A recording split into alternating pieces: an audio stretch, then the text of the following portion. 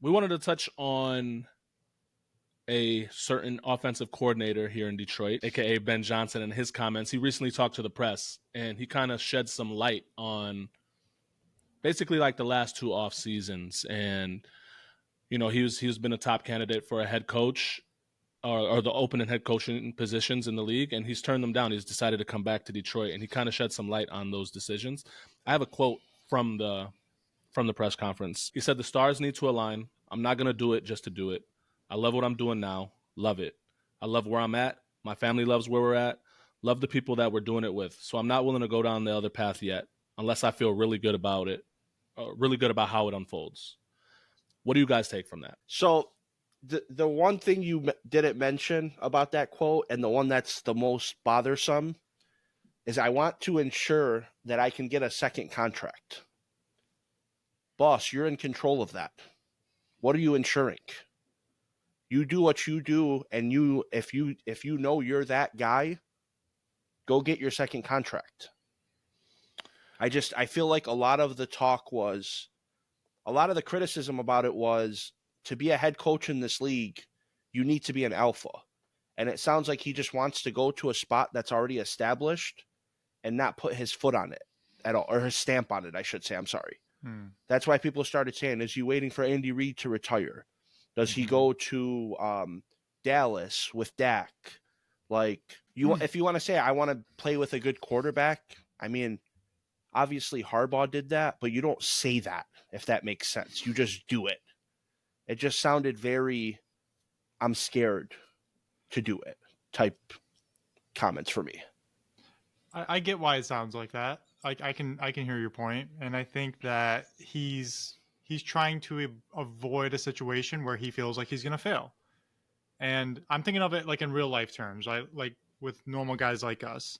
If we were offered a promotion at work where you got like a 30% pay increase with more notoriety, but there was a chance that you'd be out of a job in 3 years because you're not sure what the landscape holds for you. You do have to think about things like your family and where you're at now and your comfort level. Do you control the landscape, though, at work? You don't. You're just another guy. But that's why I think he's comfortable. Like, I never understood the pressure of like, oh, there's only 32 of these jobs. Like, we know, and if you're not feeling good about it, I don't know. I can't blame him for not going to Carolina. Like, Carolina seems awful right now to go to. So can I ask you something then? Go ahead, Jose. Sorry. Go ahead. Get your point in. I'm sorry. No, you're good. I was just going to kind of echo what Ryan was saying, and he did touch on that. He expanded on it. Obviously, that quote was out of context. So was yours. Was it? What do you mean? What are you saying out of context? What I said, what I read. It's not the entire quote, right? It's not the entire spiel. But I mean, and to be fair, neither was yours. It's just a tidbit of the entire press conference, obviously. Yeah. But from what I took from those comments that he said, and then adding on to what you mentioned as well, was I don't think he's necessarily trying to cherry pick the best job, even though that's not a bad idea. I just think that he's not going to put himself in a bad situation to leave the one he's currently in, right? Like, it just doesn't make sense for him, he's saying, which I can understand. He literally said it. Like, he enjoys what he's doing, where he's doing it, with the people he's doing it with. His family's happy, which is a very big deal. Why go take on a bad job, or what he thinks would be a bad job, something that he may not be comfortable with, or it's maybe not on the top of his priority list? And then there's the uncertainty. Like, it doesn't matter how good of a coach you are. Like, for example, I'm sorry, real quick, just like with Frank Reich, right? When he went to Carolina, everyone thought Frank Reich was a good coach, and he didn't even get a year, man. He got the season, and that was it. For whatever reasons, it was a bad situation. You know what I mean? Ownership. Right. And it's not, and bingo, exactly. And that's not a knock on Frank Reich and him as a head coach. Everyone, I think it's pretty safe to say people think he's a good coach, but he didn't even get a chance, right? And I think that's kind of the situations that he's trying to avoid, which he did, by the way. He said no thank you to Carolina. So the problem I'm having with it is because if it was a good job or a safe job, it wouldn't be available. That's why it's available. So if you don't want to go somewhere with, I don't know, like unsteady ownership, like Carolina. I get that, Mhm. but there was 8 jobs this year. If you wanted to stay, if you want to say all 8 are not, just because of how many jobs there were available, I literally think he's cherry picking because he's scared to fail. And once I don't know what the quote is. I know I'm sure you guys hear it or heard it, but once you are scared to fail, you're going to fail. So, and then Ryan's comparing it to his work, which is not fair because Ryan doesn't control the entire landscape of his job. If he did, Ryan would never say no to his raise or his more responsibility.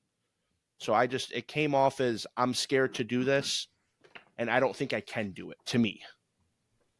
So, Well, two things. One, David Tepper, the Panthers owner, is a certified clown, and I think worst owner. everybody, yeah, like everybody saw worst. that last year. And having a toxic boss, regardless of your profession, will make your life miserable. 100%. 100%. Yeah. But that Unless wasn't- he like is hands off and like, yeah, do you like Yeah. that's gonna suck. But that wasn't the only job available, though. I know. Like the Commanders are also very salty that they didn't get him. That I think is a better situation, even though Jose might not. No, but That's his favorite team. it is. Yeah, now it is. But another thing too is the part that people aren't even talking about is there's risk in also staying as an offensive coordinator Correct. because people want you now. But if the Lions offense for any reason regresses and we're like 16th in points per game, you're not getting all these job offers again. I think that's where the pressure comes into once these guys start getting offers. It's like, oh yeah, like I'll take whatever. Right. But with that, if we're saying that, we know that. Obviously, he has to know that. He's okay with it, though. He's okay with, hey, if I don't get the job, I don't get the job, which I think that's okay. That's a good way to feel. I think he understands that he's in the driver's seat, and right now he's happy, he's content, and he's just going to ride the wave. And if the opportunity that he's looking for presents itself, then he'll take it. If not, he's perfectly okay with being here. And I can't knock the guy for that, man. You know what's going to happen to him, right? What? Tell me. He's going to get be-enemied. I was thinking about that too. That's exactly what's going to happen.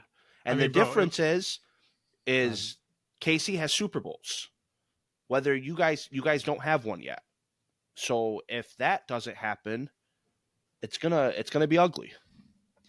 Yeah. Or he's just gonna end up taking a job just to take it, and it's gonna end up being too late, and he just took the worst job just because he was scared it would never come again.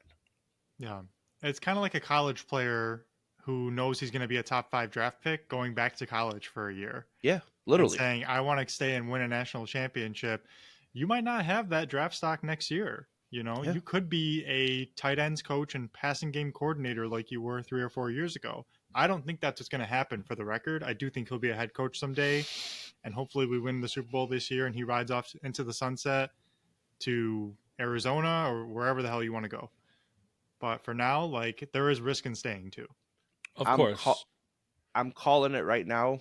I think next year he's going to be the Bears head coach. Oh, just calling it. That would be a gut punch. What else do you want on offense? That's literally the perfect situation for him if it opens up. Well, and Eberflus is on the hot seat this year if they don't perform because they won 7 games last year. You got better everywhere. He should have been fired 2 years ago, in my opinion, but whatever. Shout out to the Bears.